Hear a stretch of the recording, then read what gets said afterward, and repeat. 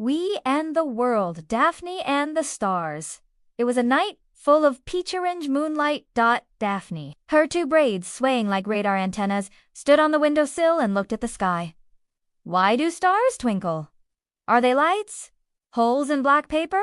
Or maybe buttons? Before she could finish her thought, the door flew open, and on pink roller skates, Mrs. Strovilina, the young babysitter scientist with her tufted hair, her glasses plates, and a dress strewn with stars, slept. Good evening, Daphne. Today the universe is spinning around like a top, and us with him. With a whirlwind of gold dust, the room was transformed into a portable planetarium.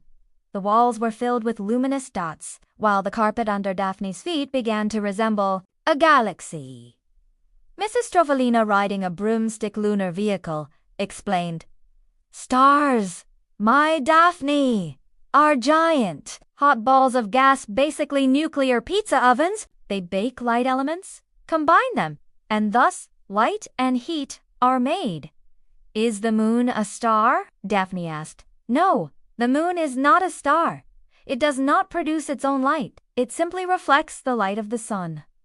It does not burn, nor is it made of hot gases like stars." "The sun? Is it a star? Is it such an oven?"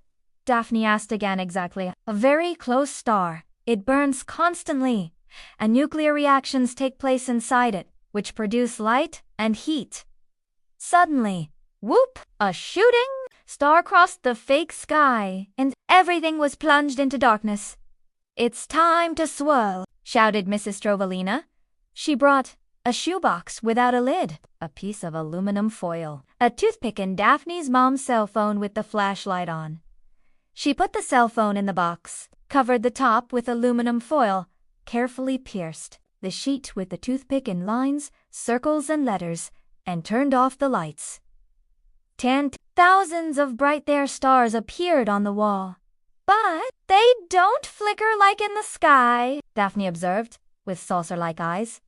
"The earth breathes, my child, and the air makes the light flicker, as if the stars were winking at us," Strovilina explained.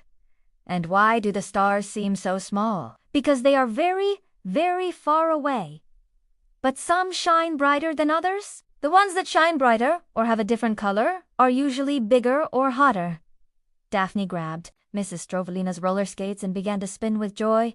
"Now I know. The stars are space ovens that cook light." The babysitter scientist smiled, raised her hands up, and shouted, "And now, kids, search the cupboards. Dust the drawers, but don't mix up Grandma's pasta.